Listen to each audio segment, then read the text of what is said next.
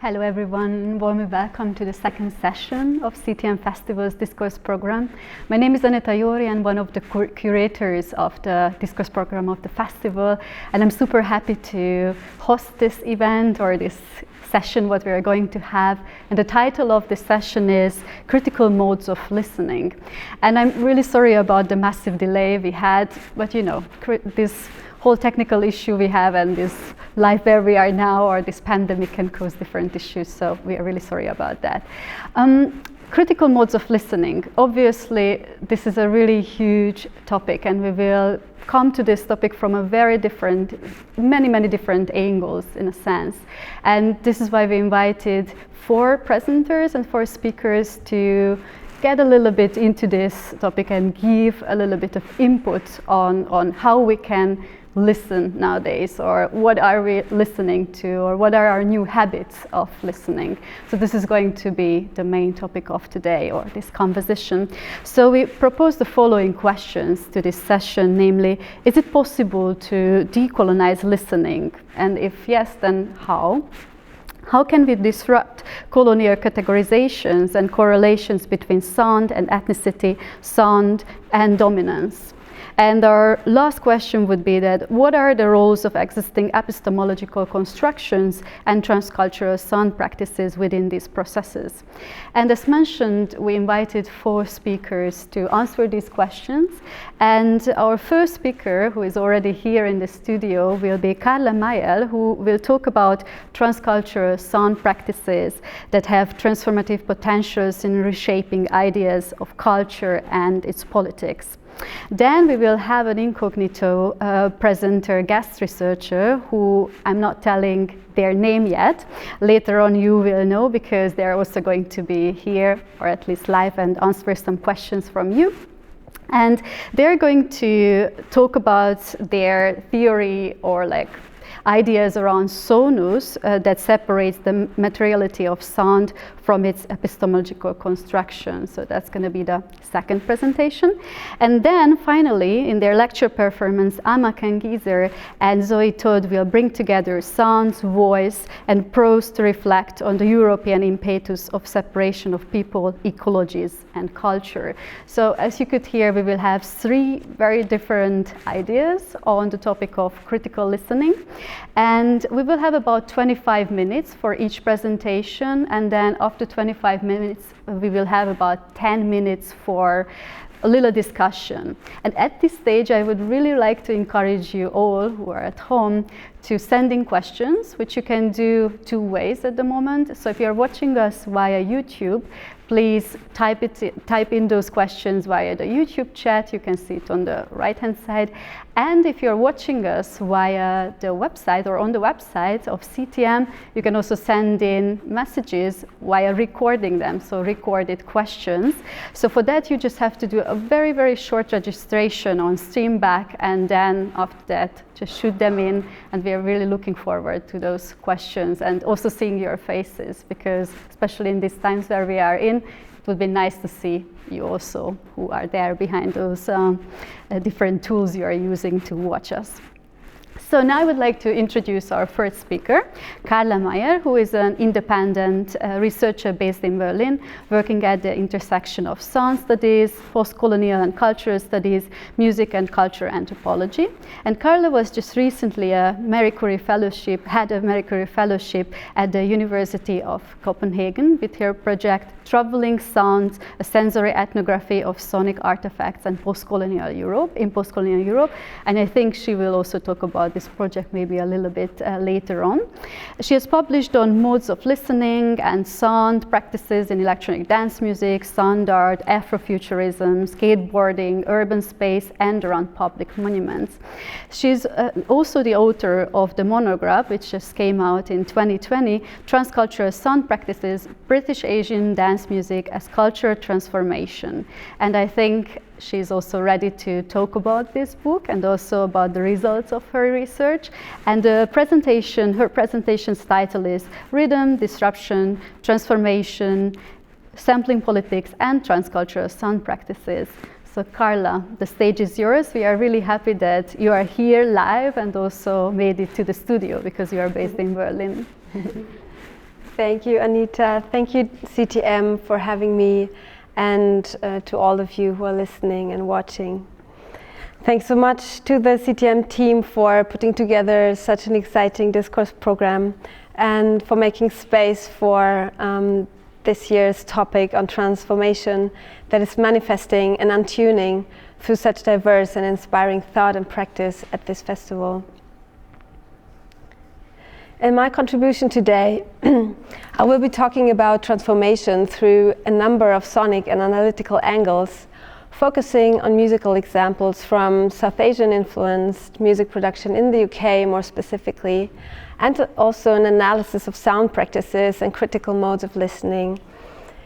A focus in my research for the last decade has been on the politics of sound, around which I've been thinking about how sound practices in music and everyday life shape and are shaped by processes of cultural transformation. Transformations that often happen within the doings of culture, such as the sonic practices of sampling or processes of transcultural exchange and collaboration. Transformation always happens within and across many different axes of power and privilege. And as the description of CTM's theme claims, and I quote, "Art and music can amplify a multitude of voices and provide a laboratory in which we can imagine alternative practices," end of quote. Transformation thinks beyond representation and attends to knowledge production, sonic and otherwise, as something more fluid. This talk is structured along three different and interrelated concepts, namely rhythm, disruption, and transformation, through which I will approach some of the sound and thinking around the topic of politics of sampling, transcultural sound practices, and critical modes of listening. In the first part of my presentation, politics of sampling will be discussed through some of the sounds and rhythms that I've listened to and analyzed in my book, which came out exactly 1 year ago, with the title Transcultural Sound Practices, British Asian Dance Music as Cultural Transformation. In the second part, I will discuss how sound practices disrupt and reconfigure rigid concept of culture, and how a more fluid and open-ended methodology might push the limits of sonic research that more traditional academic and pop cultural discourses around music and culture tend to impose on sound, and to think towards the disruptive moments and the intensities of sound and its critical agency. Finally, I will recapitulate some notions developed in my talk on sampling politics and sound practices to ask how to work towards critical modes of listening in music and beyond. I conceive of modes of listening both as a sensory modality and a way of thinking through sound, which also entails confronting my own habits of perception in order to find strategies of untuning and unlearning listening. A vantage point for my study in London in 2008 and 2009 was a critique of the discrepancy between the diversity of musical developments in South Asian dance music in London and beyond, and the one-dimensionality of the popular music press of these musics in their depiction of South Asian sounds, primarily as signifiers of a fixed notion of ethnicity. This critique was not confined, however, to popular discourses, but extended to the realm of academic discourses as well.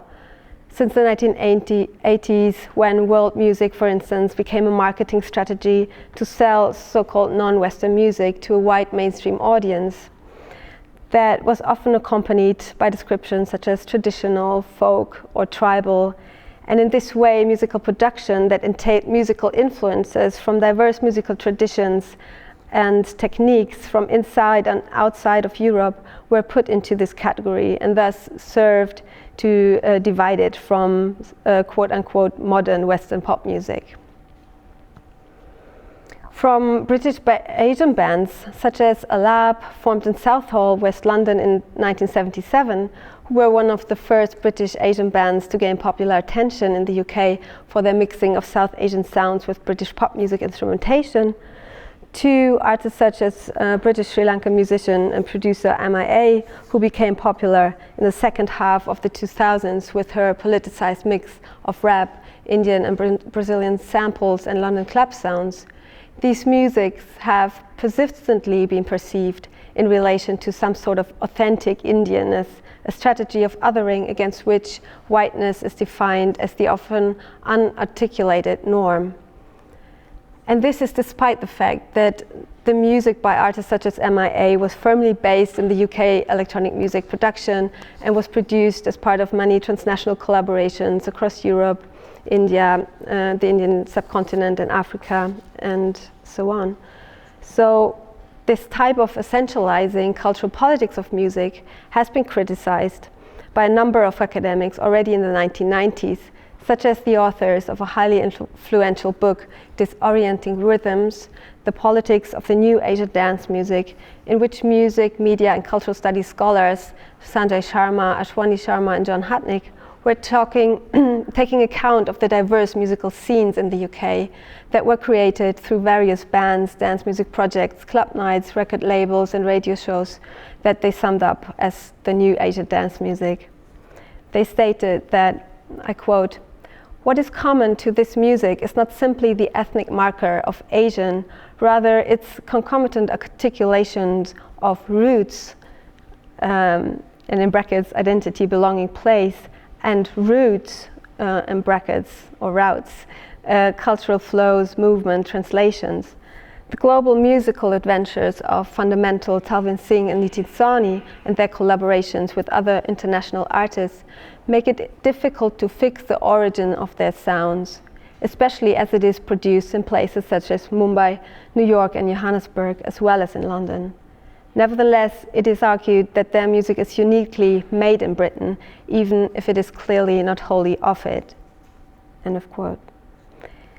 The authors of Disorienting Rhythms also remained critical of tags like the New Asian Cool, a term that came up when South Asian musicians and cultural producers started their own distinct club nights and record labels in the mid-1990s, a development that was soon captured by the umbrella term Asian Underground. As Sanjay Sharma criticizes in his article on the sounds of alterity, I quote, "The newfound hypervisibility and popularity of hybrid Asian fashion, film and music, summed up by the spacious label Asian Cool, mostly created by the Style Media, signifies a splitting of Asian cultural representation in terms of a postmodern hybrid against a traditional ossified culture." End of quote. In my book, I explored different moments in British Asian music rather than accounts of a linear musical history, and focusing on the analysis of musical tracks by artists such as Apache Indian, Asian Dub Foundation, meLê, Dusk and Blackdown, and Nathan Flutebox Lee. These examples do not exhaustively represent South Asian influenced dance music by any means. Rather, the analytical focus on concrete sound practices through which sound from a number of sources and performance techniques recontextualize sounds to shift meanings and thus generate new musical ideas beyond ethnicized connotations. We will shortly listen to sound snippets by the Asian Dub Foundation, one of the key figures who have defined South Asian music in Britain. They formed in 1993 and with partly changing band members are still active today. Their mix of South Asian inflected rap, dub, jungle and punk resist exoticizing inscriptions, which are reproduced in world music discourses and sonically amplifies a radical, danceable and activist dance. In the track Collective Mode from their 2000 album Community Music, Indian classical and Bhangra music was sampled and manipulated to become the leading melody in a dancehall track. Collective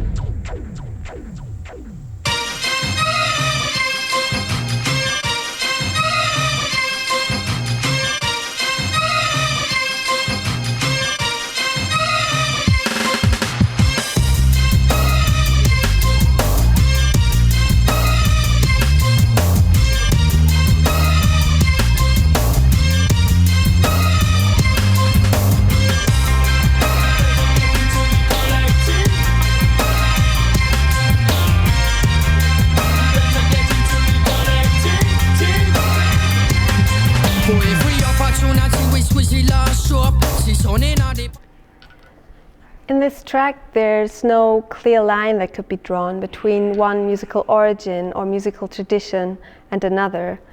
The different sounds, rhythms, and textures that become part of the same piece of music do not fuse together completely. On the contrary, the differences that they display and the tensions that they produce are integral to the musical performance. ADF sound practices thus also disrupt the ways in which ethnicity has been written into sound and evoke new ways of sonic thinking. ADF has always explored musical as well as political ideas in order to develop new ways of thinking about essentialist or racist notions in regards to South Asians in the UK, and their sampling techniques and the use of Indian as well as Western instrumentation and technology has demystified Asianness as the quote-unquote exotic other. ADF's title track, A History of Now, of their 2011 album is based on a sped-up Bhangra loop featuring a dol drum and a tumbi.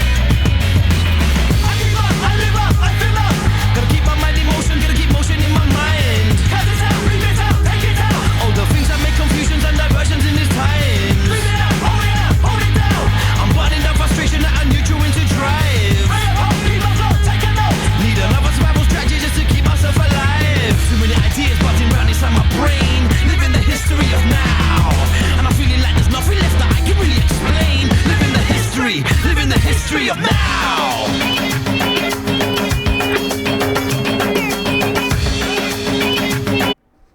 In this track, A History of Now, as I just said, there's this sped-up Bhangra loop featuring a dol drum and a tumbi.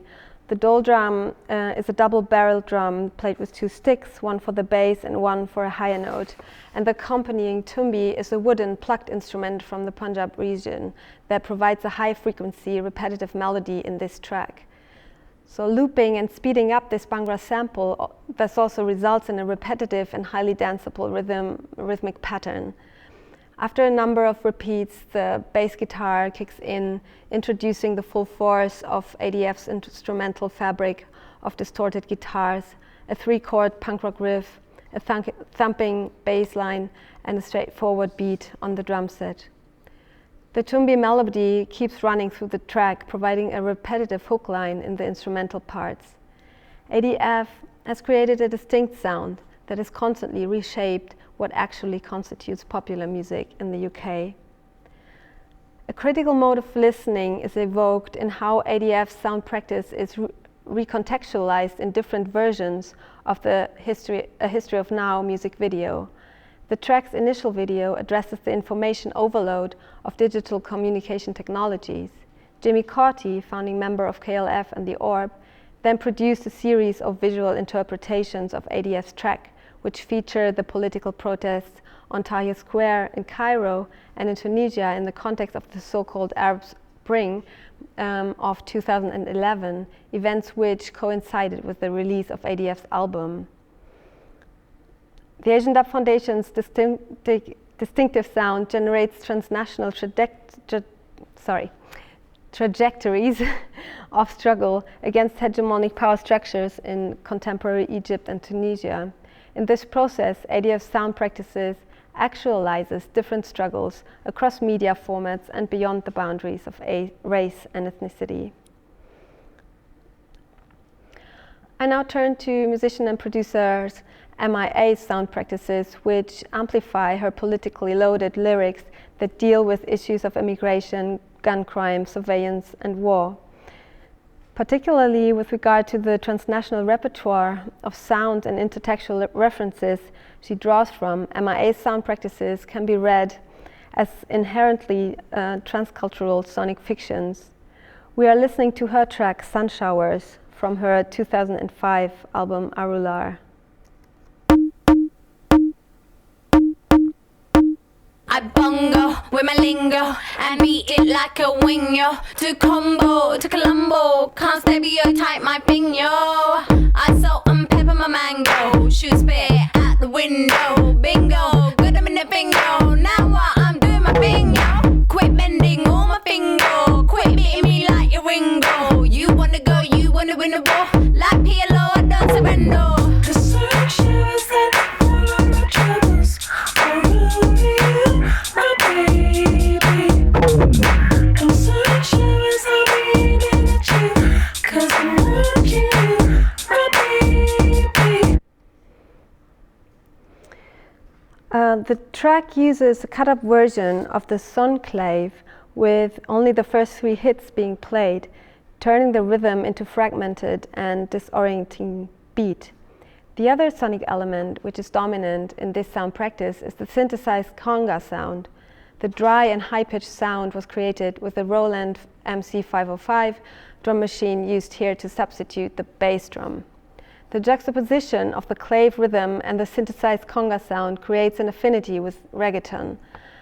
And Sun Shower's lyrics are uttered by MIA in a way that follows the syncopated rhythm of the track. The pronunciation and flow of MIA's vocals is characterized by elements of Jamaican patois and a singing style in which is oriented towards raga and dancehall. In MIA's sound practice, the differences are amplified, they're blown up, and the space for new meanings and alternative ways of being in the world are constructed through the cut-up rhythm, a rhythm that is out of tune with the expected meter, the expected sound, and thus breaks with habitual ways of perception. The vocal track was doubled and slightly set apart in the stereo picture, and thus shifts from right to left and back again, and that keeps the listener in check with an unsettling listening condition. Beats and vocals seem to be in constant motion, jumping, dancing, refusing to be tied to one place, engaged in a dynamic process of rhythmic negotiation. MIA's track Paper Planes from her 2007 album Carla feature the well-known bang and kerching sounds that resemble a gunshot and a cash register.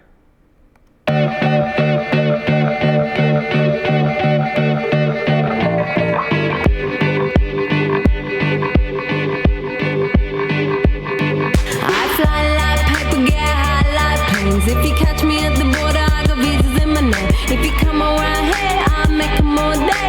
I get one down in a second if you wait. I fly like paper, get high like planes. If you catch me at the border, I got visas in my name. If you come around here, I'll make them all day. I get one down in a second if you wait. Sometimes I think sitting on trains. Every step I get to, I'm clocking that game. Everyone's a winner, we're making our fame. Bonafide hustler, making my name. Sometimes I think sitting on trains. Every step I get to, I'm clocking that game. Everyone's a winner, we're making our fame. Bonafide hustler, making my name. All I wanna do is and say your money. All I wanna do is and say your money. All I wanna do is and say your money. All I wanna do is The gunshot sounds in All I Wanna Do Is Bang, Bang, Bang, Bang, and the cash register sound become part of a sound practice that sounds out the mixture of boldness and playfulness. In connection with the lyrics, which address stereotyped images of immigrants, the sound generates special connotations. The bang and the kerching become a parody, an invitation to listen otherwise, and a warning, all at the same time. A sound practice that is also reproduced and amplified in the music video for the track. What is sonic agency, and how do sounds become manageable? is an aspect that became tangibly present when MIA was invited to perform Paper Planes on the Letterman show on CBS in 2008. For this actual performance, the gunshot sounds that are such powerful signature sound in MIA's track was substituted with a less sharp and pervasive sound that was closer to hitting the snare drum of a drum kit, obviously without asking the artist's permission to do so. Not only was her artistic work disrespected, the artist disarmed, but the very issue of her criticism, immigrants being too loud, too dangerous, or too envied for what they have achieved, was projected back onto her. The hardly perceivable sounds, more like a plop, say, "We want to hear you, but we only want the manageable bits." This manageability is often produced in discourses that lie outside of the musical process, the creative process of making music, but they often lie in the wrapping and compartmentalizing of music, in which sounds become a product up for sale.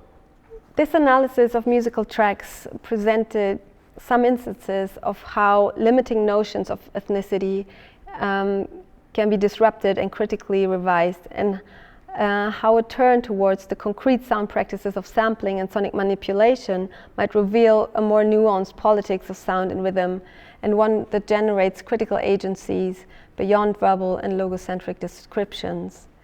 Transcultural sound practices have the capacity to disrupt and reconfigure rigid concepts of culture, and a more fluid and open-ended methodology of sound practices might push the limits of sonic research. This open-ended methodology of sound practices might include an analysis of how sounds become meaningful as an aesthetic strategy and a discursive practice in and of itself, an engagement with the ways in which sound is perceived, produced, and performed.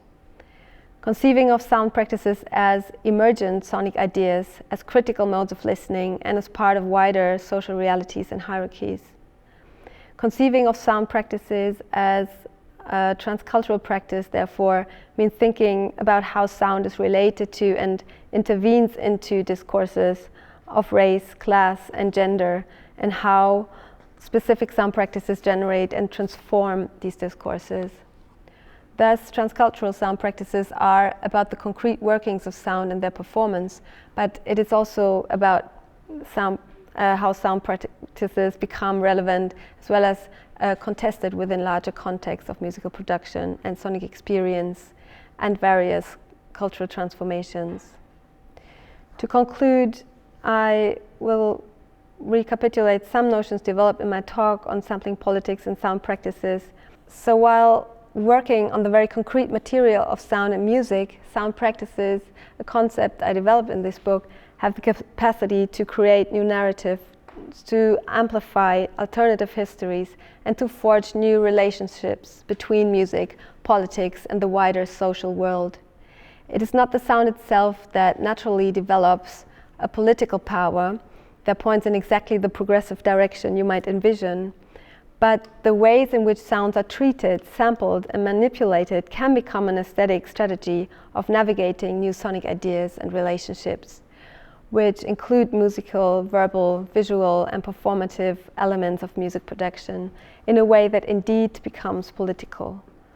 Because it can change the way we listen and shift the paradigms of who is heard, what is heard, and how. So sound practices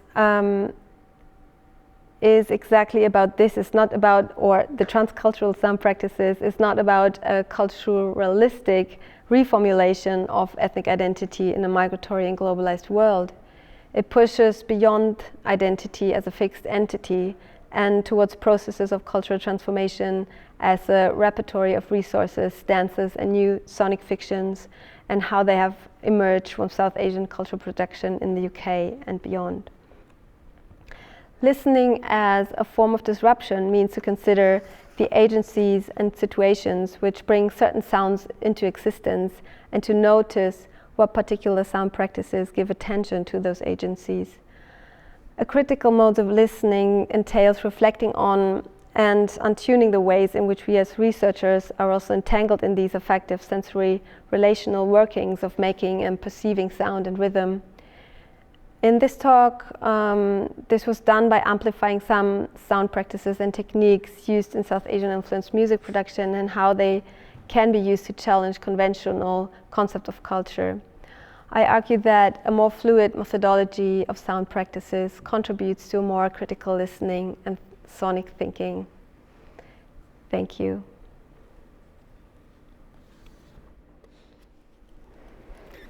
So Carla, thank you so much for this wonderful presentation, and you really nicely summarized all those things you wrote in your book too. And I was wondering about the methodology you used in your book, because you used and coined actually the term key sounds, and I was wondering how you choose exactly this key sound in your analysis, and maybe what are the relations from these key sounds towards ethnicity, culture, and ideas, because I think it's a very interesting point in your book. Yeah, thanks for this question. I think in with the time restriction of the presentation, I found it a bit like too much to describe like this methodology more broadly.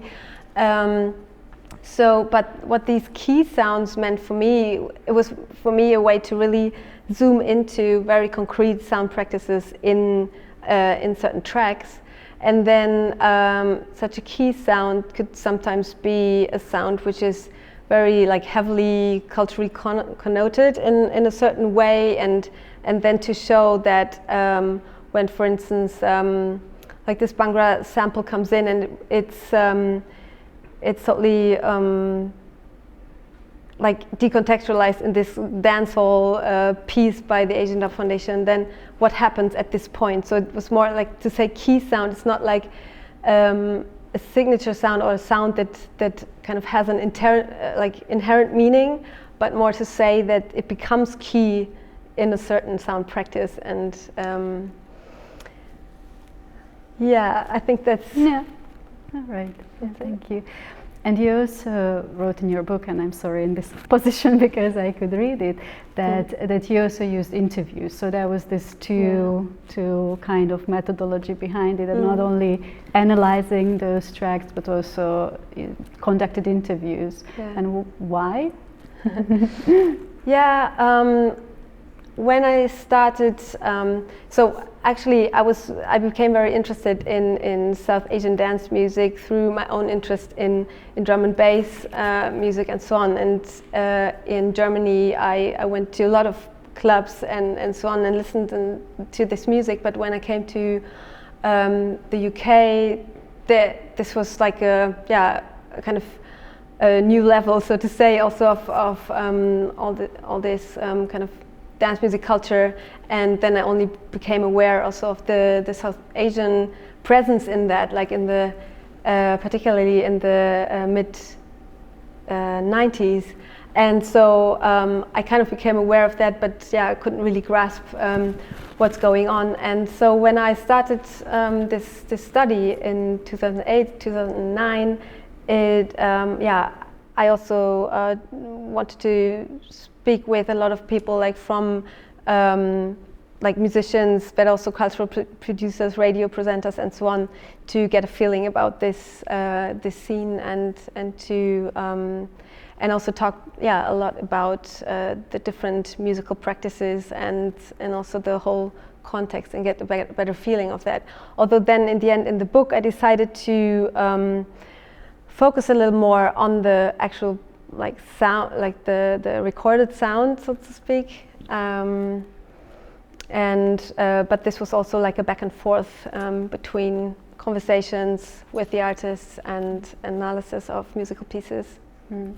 I was wondering about it, if you had this kind of intense exchange with musicians when you analyze their pieces, that you say that these are the key sounds, but probably they are the key sounds for you. I don't know if you ask them about it and their opinions.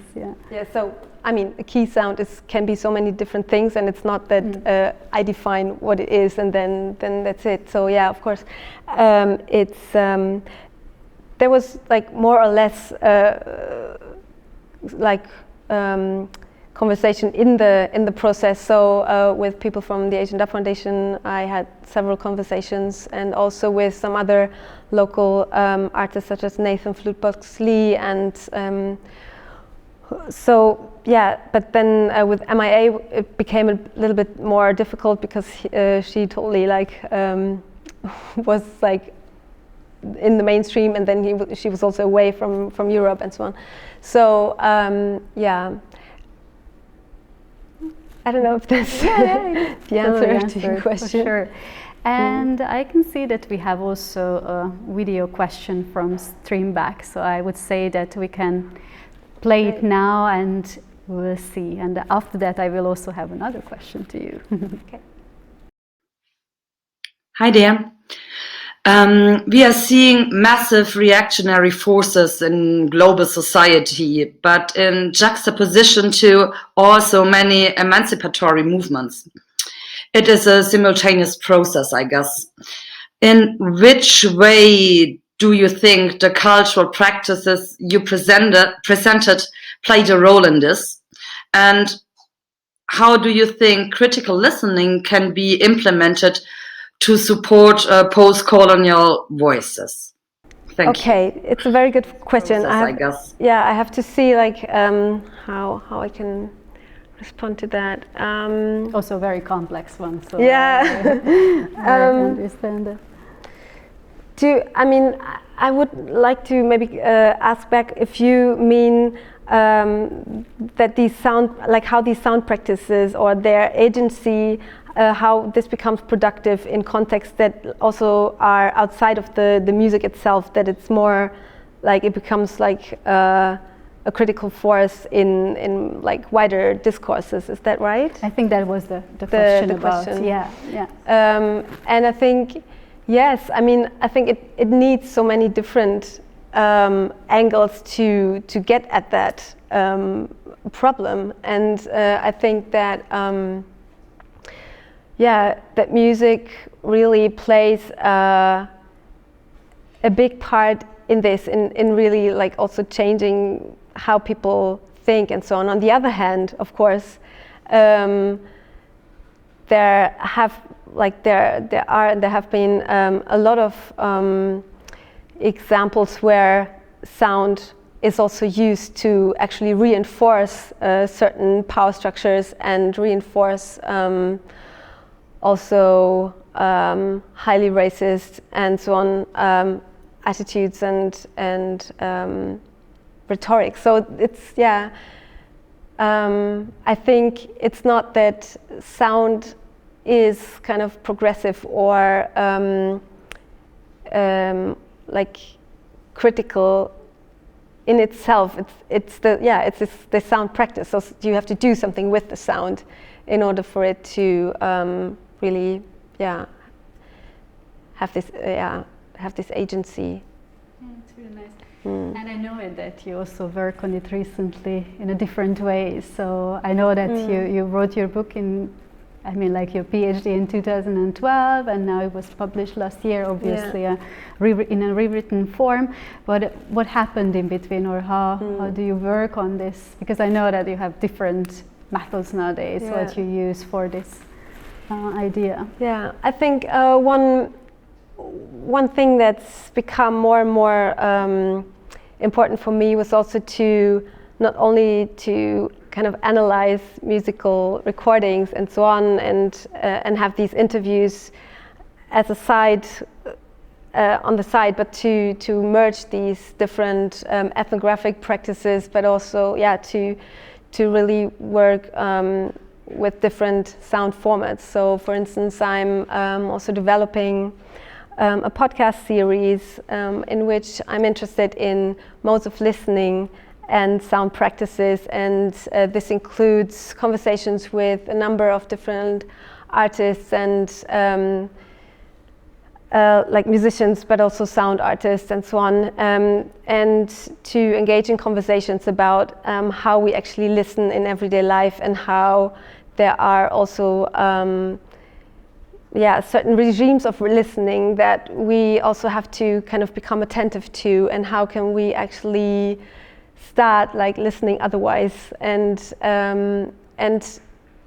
in these conversations, it's also, I think, very paramount to see how artists develop strategies to do something with these, like how they actually do that, like how they listen and how they put this into their work and their concrete sound practices. Nice. And you have this kind of mission or aim with these podcasts to bring these topics, so to say, into a broader audience. And I think that's how it starts, no? That we can change maybe kind of the ways of listening. And yeah, I think it goes in two ways. I'm also very much interested in the format of the audio paper, which is like an emergent format more in the academic context, where I think it's, because also within academia it's very important to not to say like, okay, we're working on sound, but in the end we will only produce written pieces, right? And so the audio paper is something that I'm engaging with, and there's some really nice platforms like Seismograph, for instance, and where this really is being pushed to become a more established format. But then also, of course, the podcast, it's also aimed at a more like a wider audience, and to bridge gaps between academia and arts and so on. Yeah, the gap is unfortunately still there, and it's still very deep. But we are getting there, so I'm kind of optimistic. All right, thank you so much, Carla. Unfortunately, we don't have more time for questions, and I can see that there's no other questions from YouTube or from Streamback. So thanks a lot for coming and being here in the studio, and also for your wonderful presentation, and also for the nice answers on those questions. And we go further with critical listening, or new modes of listening, or critical modes of listening with the topic, because now we are switching to the second presentation, which is a pre-recorded presentation from an incognito presenter. This is why I'm not saying anything else, but you will hear the person's name, I promise you, in 2 minutes within the video. So now we will switch to that. Guten Tag. This doesn't sound right. But well, this will do. My name is meLê yamomo. I am a sound historian and composer. Today I will talk with you about the theory of the anthropology of sound, which I wrote about in my book Sounding Modernities. And I will expound on this idea by talking about the migrant Manila musicians in the 19th century until today. But I would like to begin by asking, what do you see? And now? And now? In all these different pictures, most of us simply see the sunflower, the subject of the medium. Rarely do we refer to the medium that mediates the representation of the subject. In the very first example, we can say that the medium of photography has a very transparent medium. Transparent in the sense that the medium makes itself invisible, and all that we see is the subject.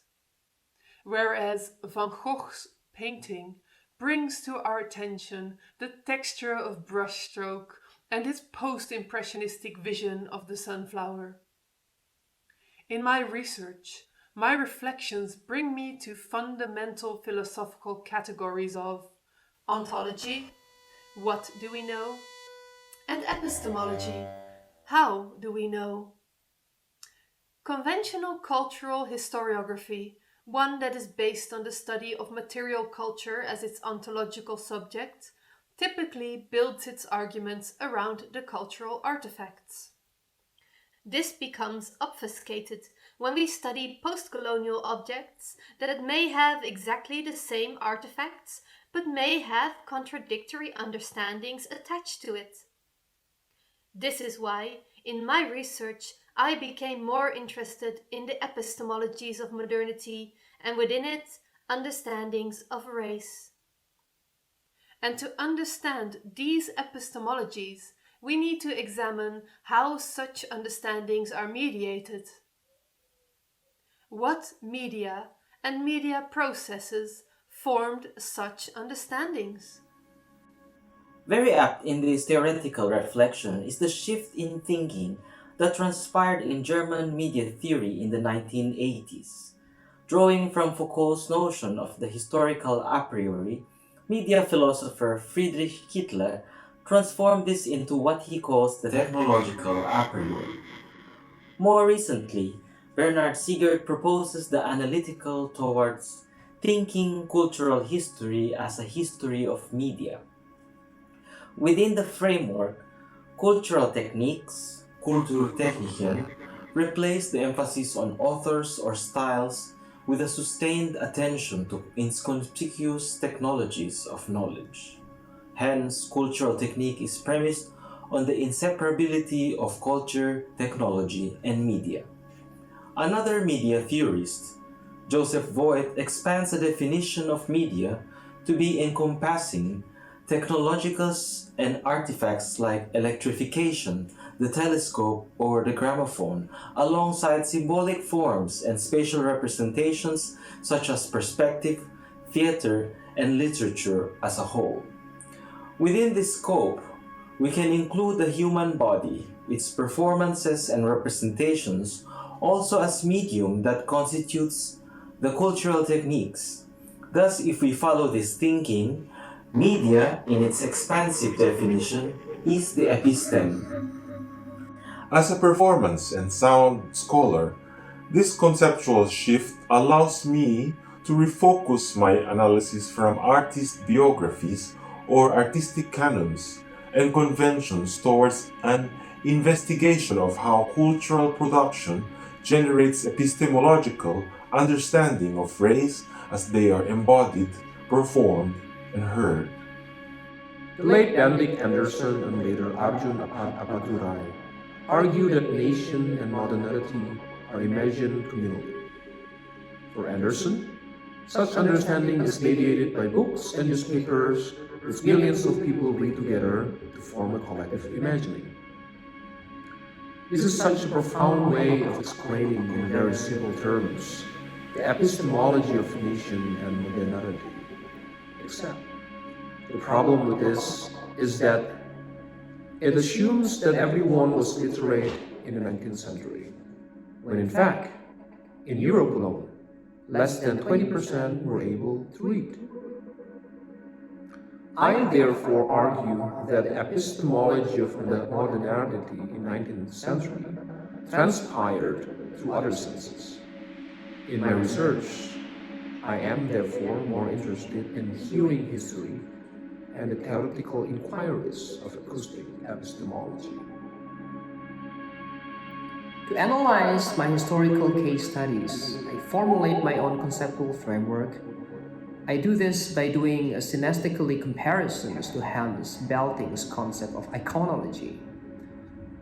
In Belting's theory, he presented triangulations of three fundamental components: the image, the body, the picture or media. From image-based framework, I transpose the concept to sound processes in what I call the anthropology of sound. I apply this notion into similar triangulation framework, which I now readjust into the sonus, body, sound, media. A sound is the audible mediated acoustic sound which we perceive. I also indicate sound here as interchangeable with media. Sound media includes spoken or whistled languages, sound-based codes such as the Morse code, or the contemporary use of sound bites. In this paper, music is the form of mediatized sound central to my investigation. I analyze music's production and reception as an important cultural process that instigated the constitution of modern subjectivity. The sonus, or plural soni, does not have a tangible or perceivable, that is, physically hearable, form. In the similar sense as Belting's notion of image, the sonus is the relationship that transpires between the medium and the body. Any small changes in the configuration in the sound and the body perceiving changes the sonus. The playing of the US national anthem produces a different sonus to an American listening as opposed to a Dutch or a Mexican. However, the sonus is inextricable from its mediatized sounding. Our understanding is predicated by our perception of the materiality and conventions of media. We are, after all, bound to the rules of spoken language or musical practices. The third, and perhaps most essential in our analysis of race, aspect in this theory is the human body. It is the body which realizes the sonus through its perception of the sound as it heard in the mind's ear and its activation through embodiment. It is also the human body that produces the sound through her voice or through the material production of the music. Sonus happens or is negotiated between the body and the medium. At the same time, the body also functions as a living medium that performs and articulates, whether as private individual or as public or collective bodies. Through time, bodies are constantly shaped by their cultural history and thus never cease to be exposed to mediation. The sound is an expression of the sonus through sound media. Music is a form of mediatized sound. The sonus, plural soni, in the similar sense as Belton's notion of image, does not have a tangible or perceivable or physically hearable form. As a concept, the sonus is inextricable from its mediatized sounding, such as in music. In this configuration, the human body is also a crucial component where the soni resides and is activated through musical performances and listening.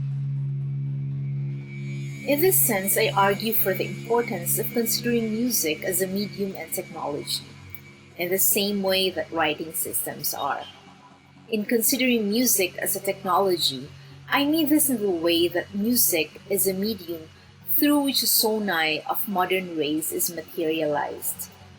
In this framework, the understanding of race through the soni is inextricable from its materiality in both its sound medium, which is music, and its embodiment, as well as its historical contingency as a media event. However, in order to understand how media operates, it is not just enough to separate it from its invisible entanglement with the sonus, ideology, and the body. We have to take into account what Vogel calls the media event. Thus, here I add a new component to the diagram: the events. Events are moments in history that merge the sonus with the medium through embodiment. Media events could be an individual or social happening, such as a performance, a political act, or a historical situation. During a media event, the medium and the sonus amalgamate. The body stops perceiving the mediality of the medium and makes no distinction between the medium and the sonus. For example, during an important national political event, the singing of the national anthem is not an act of mediation, but rather, in that but, one might also ask, how important is the voice in the creation of meaning and sonus?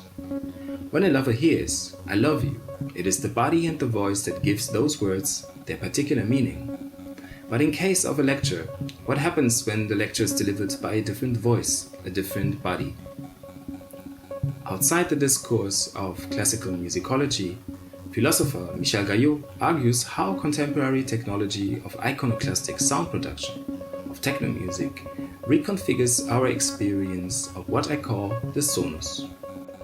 When he refers to a virtual image in which one no longer finds oneself frontally across from a wall, but in the presence of new horizons which one can enter and experience singly and collectively. In this realm of non-referential sounds, we are no longer dealing with a copy of the real world, with this representation, but rather with its extension. This gives rise to new sensibilities as well as to a new mode of being in the world.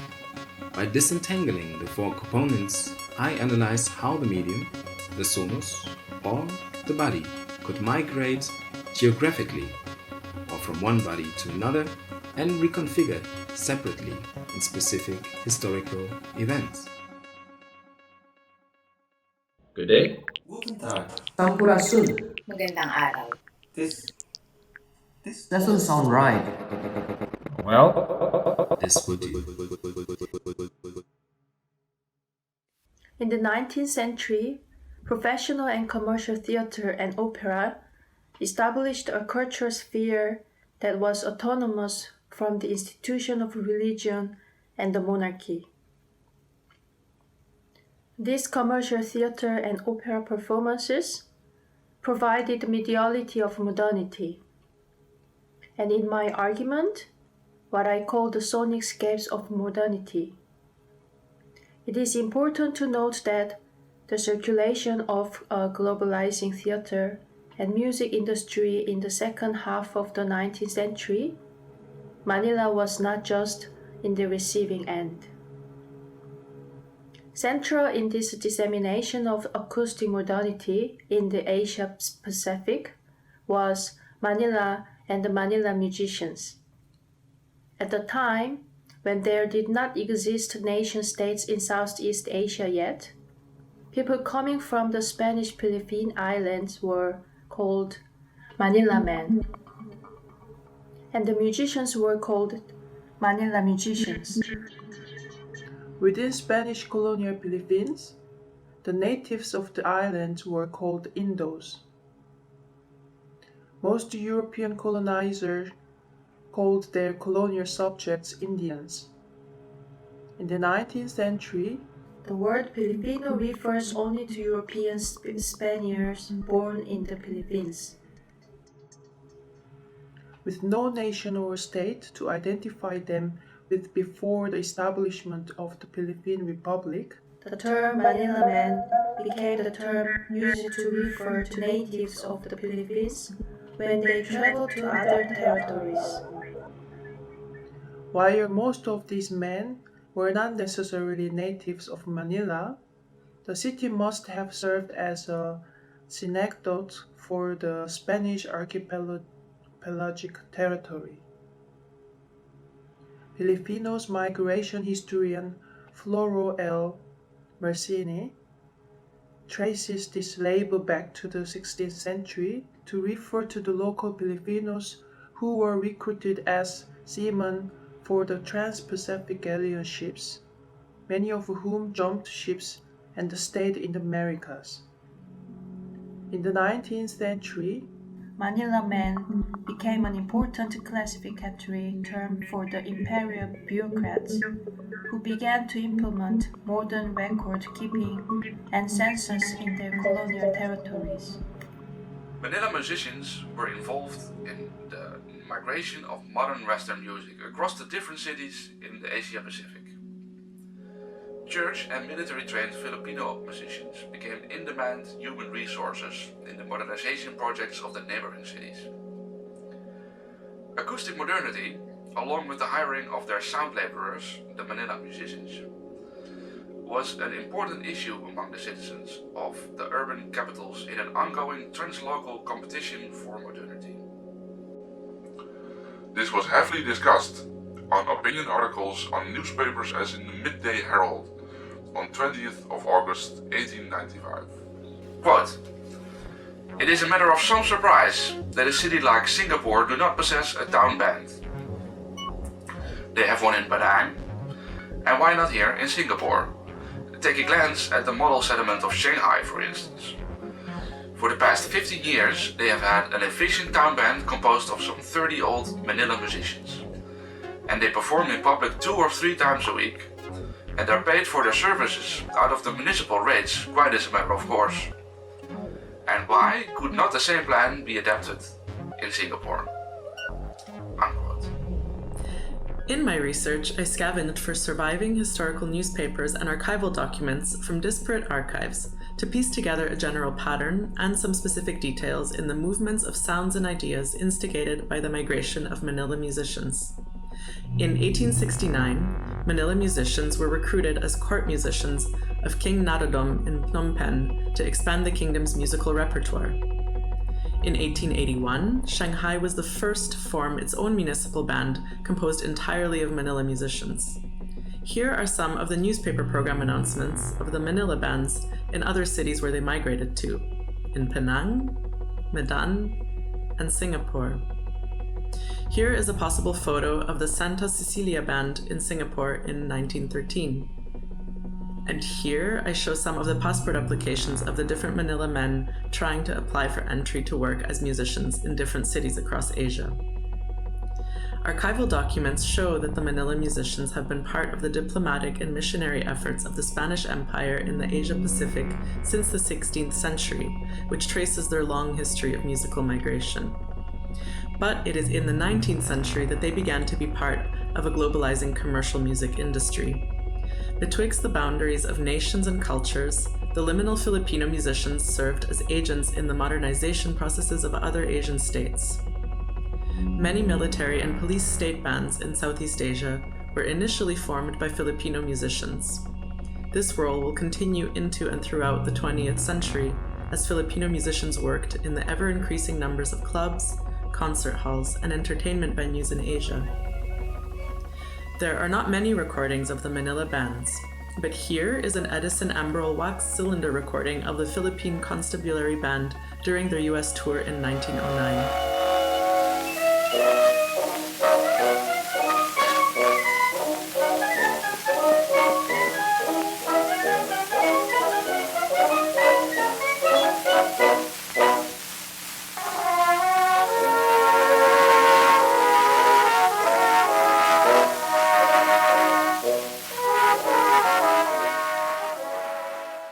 As members of the colonial military band, these extant sound documents allow us to hear what the Manila musicians might have sounded like. Drawing from these studies are argued that the dissemination of Manila musicians across the Asian capitals mediated the collective sonic imagining of modernity across different social stratifications, rather than the West-centric imagining that touring theater, opera, and concert stars from Europe performed in mostly confined colonial theater spaces. It was the liminal position of the Manila musicians which bridged the modern sound between various hierarchies of race and class in the colonial spaces.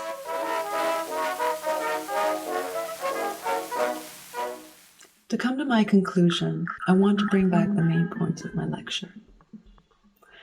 First, I explicated that the understanding of modernity can be understood in its epistemology, in asking, how do we know it? And we understand modernity through the media that makes itself legible. I explained here that such legibility, though, is not necessarily apprehended through print media, as was argued by Benedict Anderson. In the 19th century, epistemes of modernity transpired through hearing and sounding. In order to explain how such sonic understandings were construed and constituted, I unpacked the entanglement of the medium, the body, and the sonus. In laying bare the intermeshed processes of the body, the medium, and the sonus, we can study how modernities are understood, represented, aesthetically apprehended, embodied, and performed.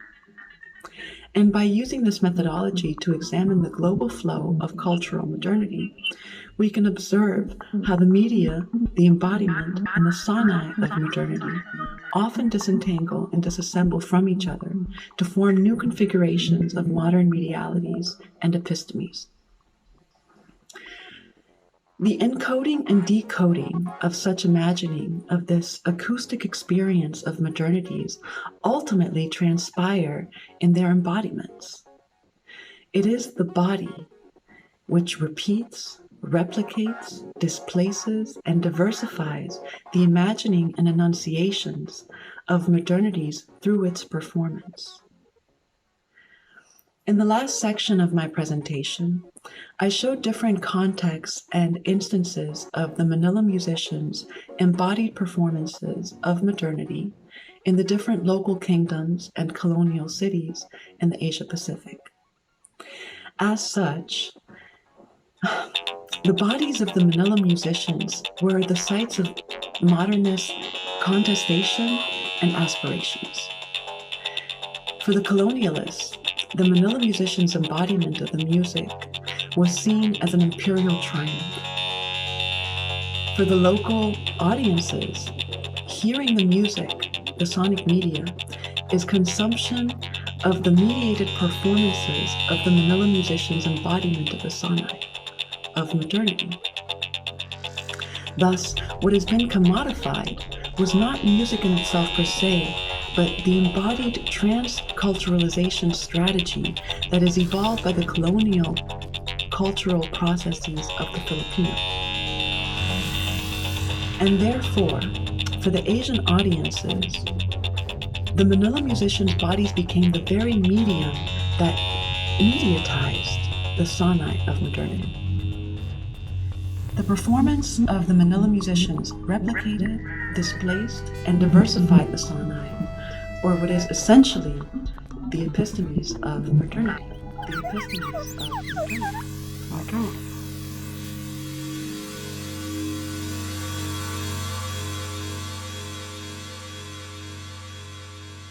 Guten Tag. 안녕. Goedendag. This doesn't sound right. This doesn't sound right. This doesn't sound right. This doesn't sound right.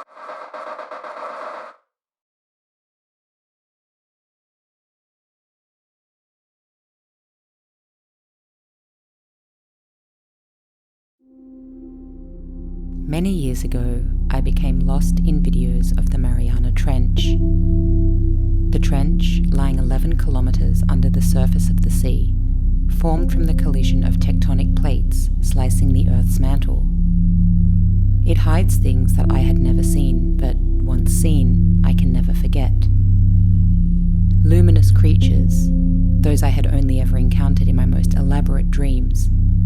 Creatures with descriptions beyond any words that my mouth could hope to form. I watched them float for hours, iridescent tentacles and bodies and fins and eyes. I watched them drift toward, then away from the probing light of the machines they sent down there to catch them. As they swam away, I thought, these are not mine to know. These are not to be seen by me. And my heart was full and happy as they disappeared into the darkness of that deep sea.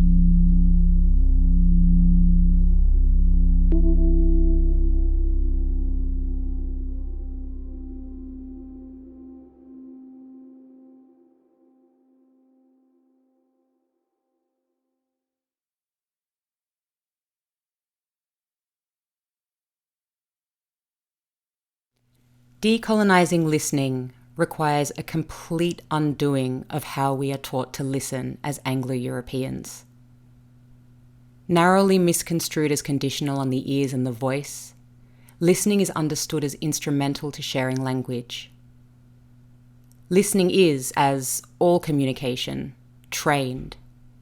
It is encultured and geographically specific, shaped by social, political, and economic forces, violence and oppression.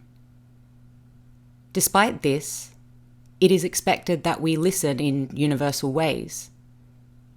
The fallacy of this is clear when you consider that even though we assume we listen carefully, being unheard, misheard, or misunderstood is a common complaint.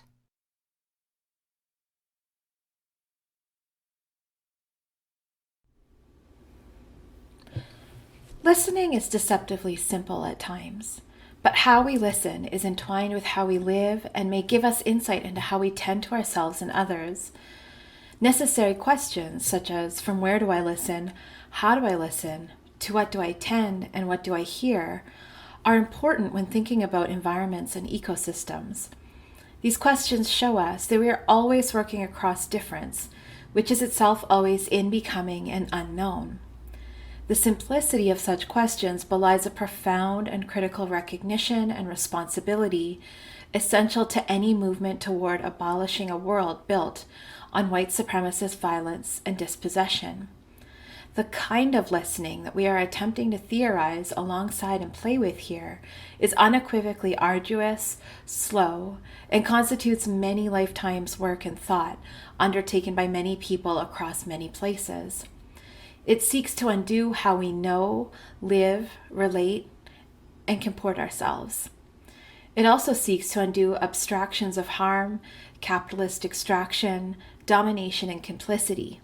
It places us in a definitive relation with how, where, and what we inhabit and need to claim. It asks of us to really think about who is impacted by what we do. So what is at stake then, in this listening, is the dismantling of what we think we know toward an imagination of becoming otherwise. For Anglo-Europeans to even consider what it might mean to decolonize listening, they must begin with what is not knowable, and also what is incommensurable. Incommensurable means to lack a basis of comparison, to have no common measure upon which to compare things. The creatures of the Mariana Trench, for example, to listen to them is to encounter, and an encounter is always an interaction of translation and sense-making. Sense-making and translation rely on comparison. To understand something that I hear, I compare it with other things so that I can enfold it into a system of categories through which I order the world. So before speaking of decolonization, we must speak of what it means to encounter the incommensurability of the earth, our inability to compare ourselves with that which sustains us.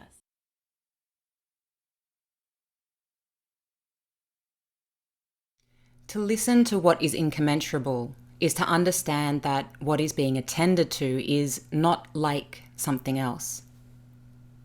I have to turn towards what I am listening to in another way.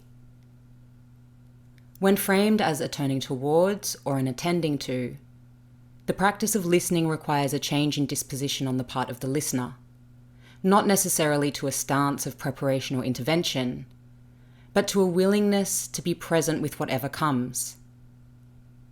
This is not an active listening or a therapeutic listening, because it dissolves the authority of the listener to determine what is being heard in a definitive way. It leaves the listener in perpetual recognition of not knowing.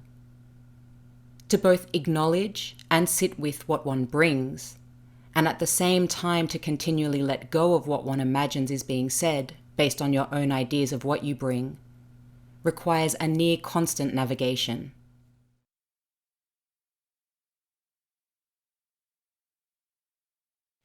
Because we are never just one thing and no encounter is ever just one thing, listening is a practice composed by and through difference. Listening tells us that there are infinite ways that encounters happen and infinite interpretations. What listening does is offer a pause for these variations to be tended to. It creates an opening for suspension, for being with. It gives no answers and offers no absolution. There is no end or conclusion to be drawn. While it situates us, it also takes away certainty of thought. It questions over-representation and analysis. It makes one aware without needing to know what comes next. It shows us how we story where we are, because we always hear things from where we are. What I take from this is a knowledge that my body inhabits space, and that space inhabits my body, that I am always in relation. But I don't know what that relation is necessarily. I can presume, of course, but there is no knowing.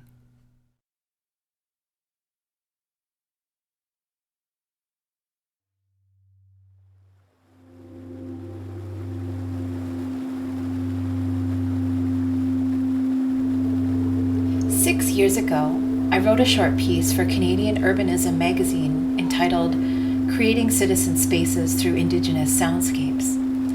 In the piece, I reflect on traveling through one of North America's largest urban parks, the Edmonton River Valley, and how my dad taught me most of what I know about boreal parkland ecologies right in the heart of the city that I grew up in. In the piece, I state, quote, "But my favorite part of these walks was when we would descend into the river valley and the rush of cars, the horns, engines, and tires would disappear into nothing. Sitting there next to the Sippy River, all I could hear was the water rushing by on its grand journey from the Rocky Mountains to Lake Winnipeg.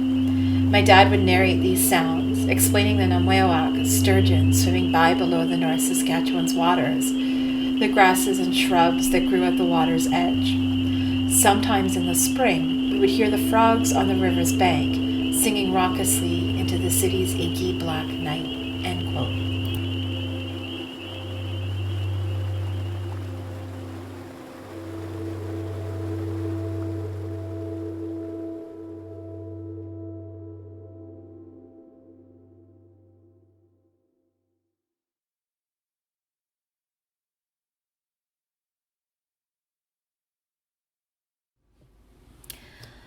Over time, and explicitly through my work with Ama, I have come to understand that this oral experience of the land, water, animals, and atmospheres was and is also teaching me things by attuning me to the various relations within which my hometown of Edmonton, Alberta, Canada, grow. But I've also come to understand how I am decentered as a part of the relations that my dad was teaching me to pay attention to in the river valley back home.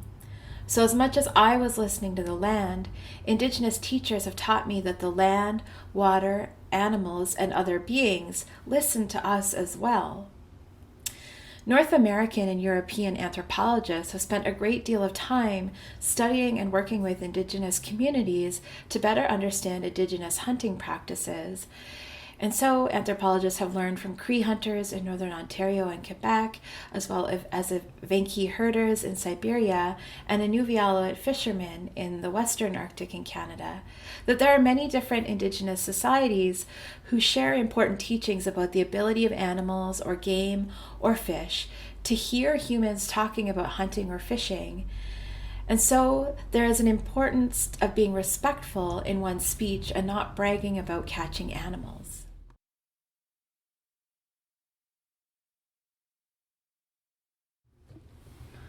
So it's really important for us to consider the ways that animals' ability to sense have formed us and how we do things. The opacity of water when you're standing at the water's edge or when you're sitting in a boat shapes the fish relations that we are able to engage. And it requires us to wait and ask, wait and listen. There's no assuming. We have to always know that it's always going to be a relational thing to engage with land, with water, with fish. Some days it's okay to engage, some days it isn't. When we listen to the fish, when they grant us permission, we can hear them singing, we can hear their croaks and their grunts and their chirrups and sighs. But what do they hear when they listen to us? What disturbances do our bodies make that resonate through their bodies? How do we move the water?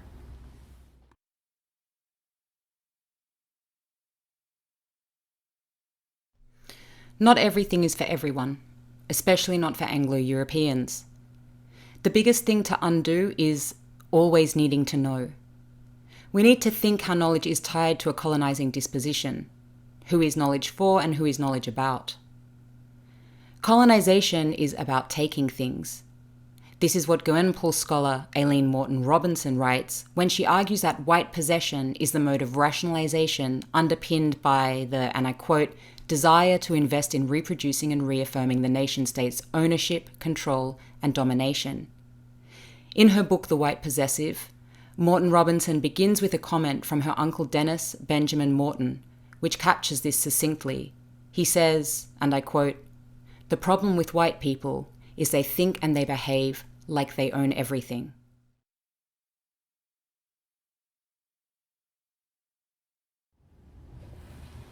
Recording through digital technology has a deep history of surveillance and salvage in the discipline of American and North Atlantic anthropology. So we seek in our own work to disrupt assumptions that field recordings are created in a vacuum, or the assumption that recording nature is itself a harmless act.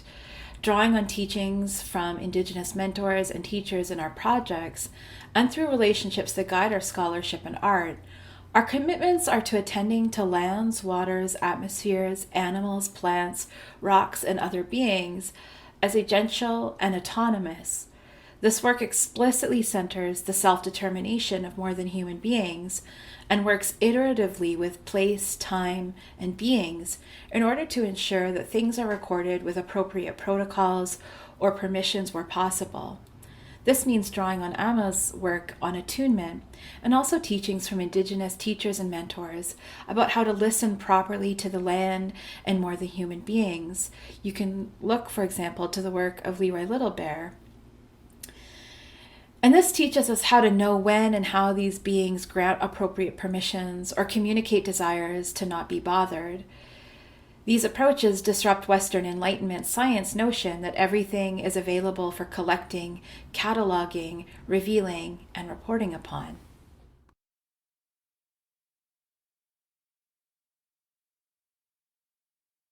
There is no way to be in good relation to place if the soundings of those places are stolen. There are things and moments that are not to be heard by outsiders. Some things are to be heard by specific communities, and some things by specific members of those specific communities. Eavesdropping or recording without permission is a violation. I think of the microphones they built to put into the Mariana Trench over 10,000 meters down into those depths. They had to build it especially so that it wouldn't crack under the pressure of the sea. They had to carefully calculate how to lower it down slowly enough so that it wouldn't break. One would think that if something is that impenetrable, something's that difficult to do, perhaps it shouldn't be done. All the exploration in the name of science, to put ears into places that they weren't meant to go.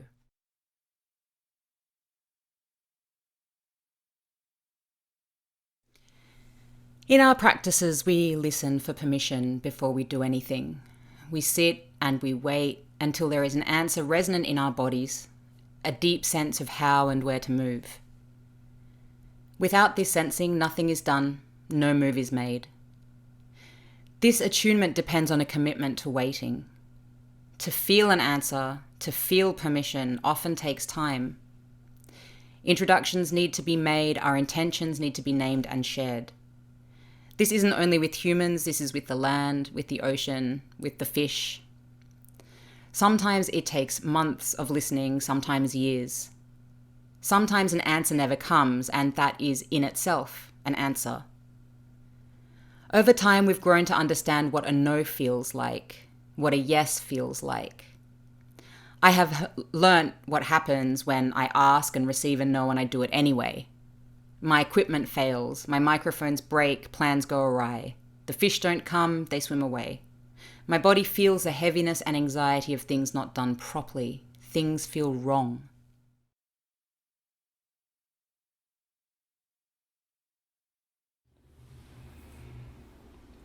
In this work, there is no assumption that we have a priori permission to be in a homeland, a watershed, a habitat, a so-called field, or a place. Working through this process of relations, consent, care, responsibility, and listening to fish, water, and creatures requires a sense of humility and decentering of human needs. Of course, this flows from working in respectful ways with Indigenous nations within the homelands that we are working in. This guides us towards appropriate and respectful protocols for listening to more than human beings. The goal is to be as non-invasive as possible while acknowledging that any human presence is always an intervention in the lives and worlds of more than human beings. In my own practice, I mobilize my own concept of fish ethnography, which is an approach in studying fish that is to say, one that centers fish as research partners and participants in the study of watersheds that are under deep attack by colonial capitalists and extractive politics and economies in my home province of Alberta, Canada.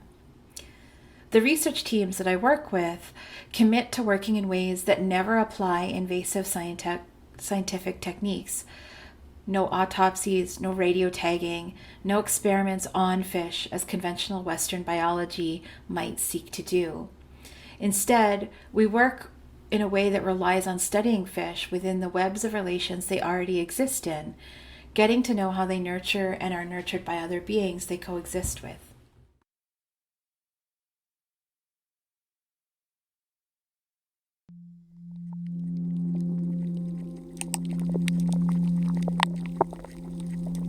The shallows where the damsels are warm. They come together and sing their territories into being. Through purrs and grunts and chirps, they mark out the patterns of their worlds. Between corals and rocks and seagrass and sand, this is where they live.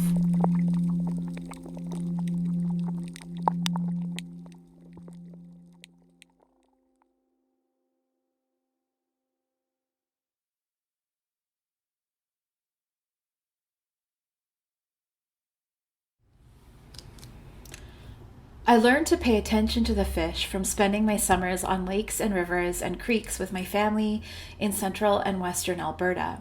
My late stepdad, a zoologist with a passion for fish, reptiles, and amphibians, was a consummate fisherman. He would come home from a day's work with a small red cooler that contained that evening's dinner, fish that he had caught on one of the waterways that he spent a lifetime with. Whether it was whitefish from the Red Deer River, or trout from a stocked lake in the Alberta foothills, or fish from the rewatered wetlands on the renaturalized farm that he lived on in central Alberta, Wayne had a knack for listening to the fish in a way that was deeply respectful of their worlds and knowledge. We grew up eating these fish, grilled, fried, baked.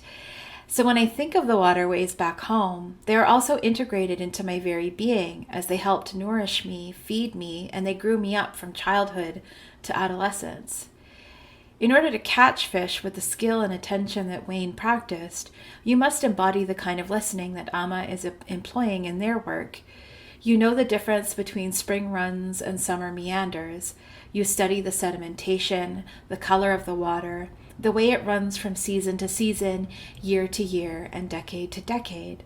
Anna Singh calls this an arts of noticing, and this is precisely what my family taught me to practice in my own homelands.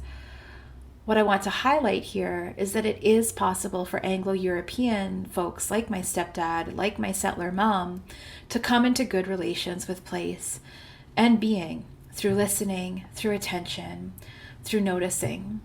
This noticing is about listening, and not just the act of hearing with one's ears, but humbling oneself in relation to place, history, power, and coming to understand that the fish, the water, inform life and meaning in place.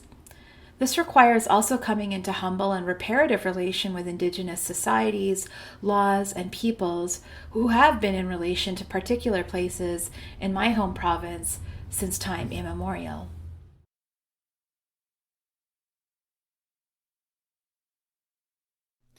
To be present in this way dislocates abstraction. It disavows any pretense that you are impartial or inconsequential. It takes away objectivity. And perhaps this is what decolonizing listening most fundamentally needs us to do. This way of listening can be uncomfortable because it is the recognition of oneself as always in relation to others, in all of its forms. A recognition that makes one vulnerable through troubling the narrative of self as control.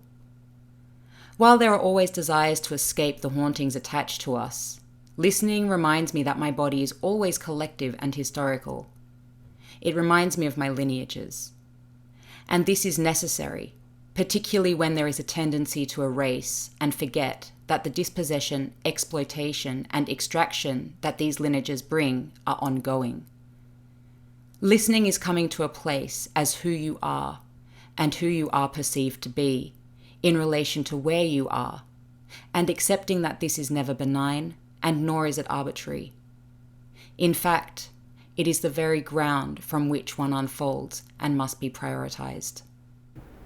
So hello everyone, we are back again in the studio, and hopefully now without any technical problems we can hear the others, also Zoe and also Ama is here. We are very sorry about the issue with the video, and we promise that we will upload it again, and hopefully later on you can also watch it on YouTube if you kind of missed the half of it. So first of all, I'd like to introduce the two persons who are behind this wonderful video essay. AM Kanngieser is a geographer and sound artist working with listening to think more closely with or in the entanglements of people, time in the ecologies. Their current projects amplify movements for self-determination in relation to ongoing colonizations through resources, extraction, environmental racism, and ecological disaster. They are the author of Experimental Politics and the Making of the Worlds, which was presented and taken out in 2013, and the forthcoming book, Between Sound and Silence, Listening Towards Environmental Justice, which is coming out very soon. Their audio work has been featured, for example, on Documenta 14th Radio, BBC 3, ABC Radio National, and the Natural History Museum in London. Zoe Todd is a Métis scholar and artist who teaches at Carleton University in Ottawa, Canada. Her work engages science, art, social sciences, and indigenous knowledge to tackle the diverse interconnected challenges of protecting fish in rapidly changing watersheds and landscapes.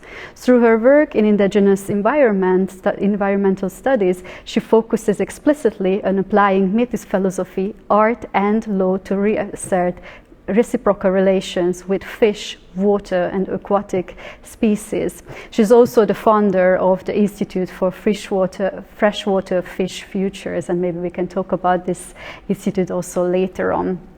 So first of all, I know that some of the people might missed half of the video. I was wondering about the images you used in the video, because I think it's a wonderful way with the visuals and also the sound in the background and also the whole essay and the text. So can you tell us some words about the images you specifically used and why exactly these images for the video essay? Amma, do you want to? Zoe, that question's for you. So Amma and I have been collaborating for a few years now. Obviously, we're working across homelands in what is known as Canada currently, and in the Pacific. And I have been doing sort of small, very rudimentary illustrations and animations, and a lot of those actually were drawn while I was recovering from COVID, because I got it at the very beginning of kind of the outbreak here in North America, and spent many months in an attic in Ottawa, thousands of kilometers away from my family, recovering. And so I just drew, and it was all drawing on images and sort of ideas from the waterways that I've spent time with and spent a lot of time asking permission from. So that was sort of where the animated pieces came from. Nice. So actually all the imagery are from you at the end in the video. Yeah, everything except we used just the Shutterstock image of the jellyfish. Just because we didn't have any of our own imagery to use there, so we didn't want to appropriate someone else's work, so we went and found something that we had legal, ethical permission to use, which was that footage. Nice. Thank you. You propose a wonderful, harmless way of listening in your video, and I also know it from your work in general, since you two have been working together. And I was wondering about this way of listening, how we can imagine it in practice. For example, Amma, when you do field recordings or when you do your sound artwork, how would you apply this kind of methodology or method or way of thinking about listening in general in your work? Well, I suppose all of the conversations or writing about it comes from practicing it. So the practice comes first. And I suppose the way that it came about is, I grew up I was born on a boat, and I grew up on the ocean. And I grew up listening to the ocean. And I think from a very early point was always very aware of my relationship with and interactions with the environments that I was in. And for me, it felt very correct, or it felt very obvious that to put a microphone to somewhere, to an environment, is quite an invasive gesture. It's quite confronting, actually. You know, you don't just stick a microphone in someone's face without asking permission first. So why would I stick a microphone in a river or in the ocean or in a forest without asking permission first? So that was really, for me personally, where that came from. And I realized as well, I suppose, over time, that there are very different feelings for me, embodied feelings for me, associated with something feeling right and something feeling wrong. And it sort of started with knowing when something feels wrong. And I've spoken to a lot of people about this, about when you go somewhere and it feels like the place doesn't want you there. Like you get this feeling in your body that's like, no, go away. You're not wanted here. You know, it's like a tingling kind of gut feeling where it's like, I'm not meant to be here. And so it really, you know, this practice of asking permission and of waiting really is the foundation of everything that I do. Nothing comes without that. And yeah, I think, you know, it takes a really long time. Sometimes it feels straight away. You know, I'll sort of be somewhere and say, this is who I am. This is what my intentions are. This is what I would like to do. You know, is that okay? And sometimes I'll get a feeling that's like a warm glow. And sometimes I'll get a feeling that's like someone's punched me in the stomach, which is definitely a no. And sometimes there'll be nothing. And if there's nothing, then I just wait. And if there's still nothing, then I just keep waiting.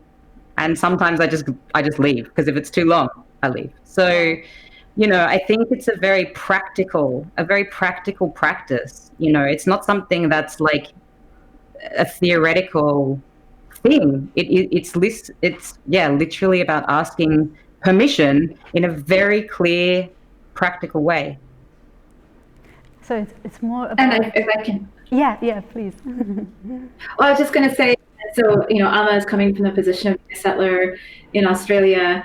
I have an Indigenous dad and a settler mom, and I think that one thing we're trying to be really explicit with is this work is that we're not saying that settlers need to appropriate Indigenous practices of permissions and protocols, but that it's very important for societies that are built on genocide and dispossession and violation of consent and protocols to figure out how to relearn what it's like to know when you're allowed to be there. And so, you know, we're trying to create, you know, the ethical space for settlers to really start asking, you know, what does it feel like when I have permission, and how do I honor that? And, you know, hoping that helps guide people in a good direction. So Zoe, also for you, when you said also in the video that you wait also hours long, just like Emma said, when they want to record something, that when you are there, let's say on the field or close to water, and you see a fish, and then when it comes to the point that you say that, okay, now I got the permission. So it's really intuition for you also, like also this embodiment that you feel that kind of the fish lets you in to the aura or something, or how does it work? It's kind of hard. Yeah, it's kind of hard to explain, but I knew that I was doing things with care when fish started finding me when I would visit bodies of water.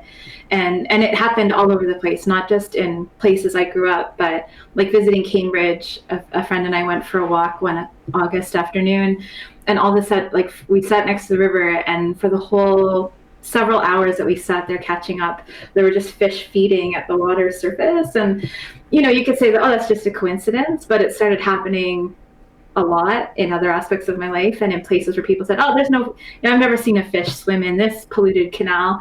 And then like a carp would come up and just kind of like slowly rise and then go away. And so I listened to kind of teachings from collaborators and mentors and friends, and you know, realized that, okay, that is a sign that the fish and I are starting to build reciprocal relationships, and that I have a responsibility to them.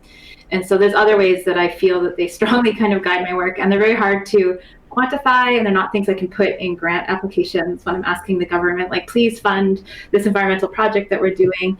But we do on the other side of our projects, working with collaborators, we follow the protocols and permissions of their legal traditions, and that can involve, you know, certain ways of asking permission to be there that are appropriate. Yeah. I was also wondering how you reflect in your work about anthropocentrism, because I think this is also another term that is like circulating in post-humanities discourse, that's how you reflect on that. I think it's very clear from your work how you do that, but just to emphasize a little bit more on that. Anthropocentrism. Yeah, I mean, so I'm Métis. We're a specific nation of people that are a post-contact Indigenous nation that formed in the plains, in, you know, kind of straddling the Canada US, but cognizant of our responsibilities to other nations whose territory we share. And so we're really informed by Nehio, like Plains Cree, Anishinaabe, and Dene cosmologies, in addition to our European ancestors. And so in a lot of Indigenous sort of cosmologies in North America, and I don't want to speak for other places, but it's a sort of, it's something that is sort of common across a lot of different societies. You know, animals are people, animals have treaty, animals have societies of their own, and so many amazing people are writing about this from various perspectives. And so in that sense, like, posthumanism is very interesting, but I really value the contributions that Indigenous scholars all around the planet are making to sort of saying, like, yeah, and our laws are founded on that, and we've been honoring that for a very long time, and it's not new. And in fact, there's so much you need to learn to start working with that ethically. So really trying to come to that kind of humble place of like, okay, yeah, we have a lot to learn to do this well. Yeah, and just really decentering the sort of arrogance of Western white supremacist colonial capitalist humanism, and really understanding that there's a lot more to draw on to help steer us out of this current set of crises. Amazing. I think, you know, for myself, obviously it's different as well, because, you know, like where I am right now, which is the unceded lands of the Bunurong and Wurundjeri people, you know, I'm very always aware that I'm a settler colonizer here. I'm first generation Australian, and, you know, it really changes my relationship to where I am. I mean, it entirely informs my relationship to where I am.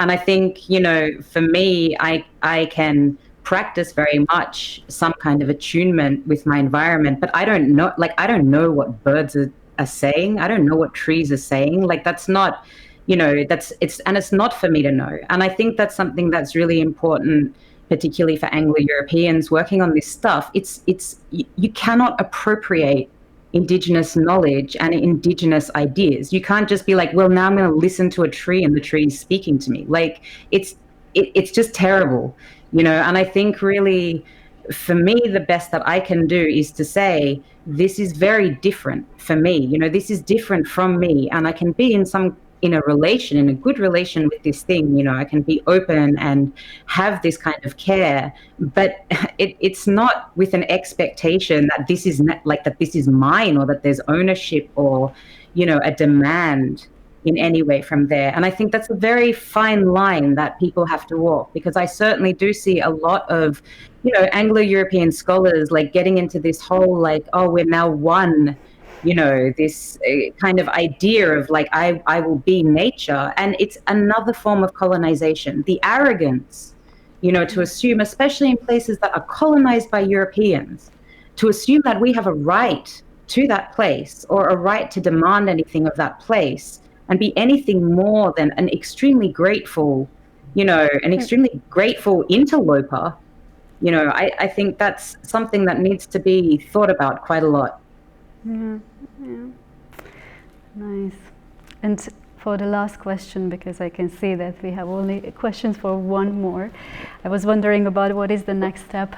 What are you going to do in collaboration? I also read one of your last papers where you named this whole idea, and also what you presented in this wonderful video as environmental kin studies. So are you going to collaborate further on this project? And I could also see that, Amma, you are going to be a Marie Curie Fellow. You will have a Marie Curie Fellowship in London very soon, or starting slowly. So what is the next plan, so to say, what will happen in the research on both sides?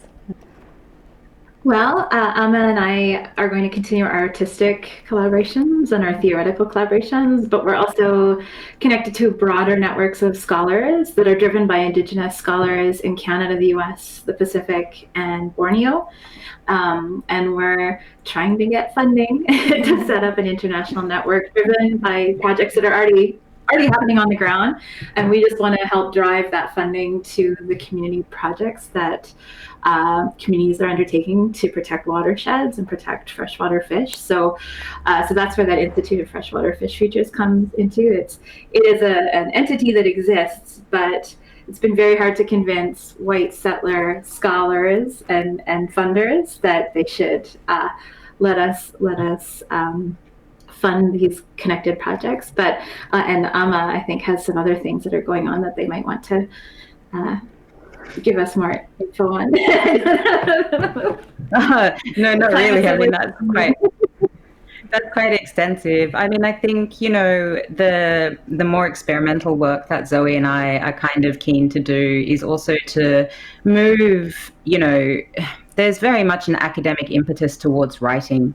And I think with a lot of the work that we do, it's very hard to translate into words and very hard to kind of, I suppose, capture the sense of it in words. And so that's why I think, you know, moving into audiovisual collaboration manages to, in some ways, you know, I mean, at least for me, what I love is bringing in audio recordings of fish and of different areas. So it's like a kind of, you know, giving an articulation of the sounds of the fish rather than saying the fish are crackling or whatever, you know, that it's actually audible and, you know, audible for people to be able to engage with. Because certainly a lot of people that I talk to are like, fish make noises. Like, what are you even talking about? Like, fish don't sing. Why are you saying that fish are singing? And it's like, no, they literally have a dawn chorus and a dusk chorus, just like birds, you know. So I think that's something that's really important to articulating the work that we do in other ways, so that people might be able to understand and connect to it in different ways outside of, you know, just academic and cultural kind of formats. That's very much about a linear written form. Great. Yeah, thank you so much. But I guess it's very difficult to get funding, as Zoe also just expressed, because, yeah, new ways, but it's coming, believe me. It's like few years and you're going to be really funded everywhere. I'm pretty sure about that. And we hope more people will join us. It's about bringing more people together. Yeah. Maybe some people can hear us now, and then there will be some funding going on. All right. Thank you so much, both of you, for being here. And once again, we are very sorry about the technical issue we had with the video. We will definitely replace it, and everybody can watch it, and hopefully also the little composition in the end will add some information about the research you've been doing. So thank you so much to both of you, and also thank you so much for waking up super early in Australia and so on. We know that it's a big effort, so thank you so much. Have a lovely morning and afternoon, evening to both of you. And thanks for being here. And also for the others who have been still watching us, hopefully there are still some people over there. We are back tomorrow at 2 p.m., Berlin time 2 p.m. with the Discourse program, hopefully without any technical issues. We cannot promise, we will see. But yeah, so that was the second session of the Discourse program, and hopefully the third one will go better. But I think we could also hear a couple of nice new information about critical modes of listening. So have a wonderful evening, night, morning, afternoon to all of you all around the world, and hopefully see you all tomorrow too at 2 p.m.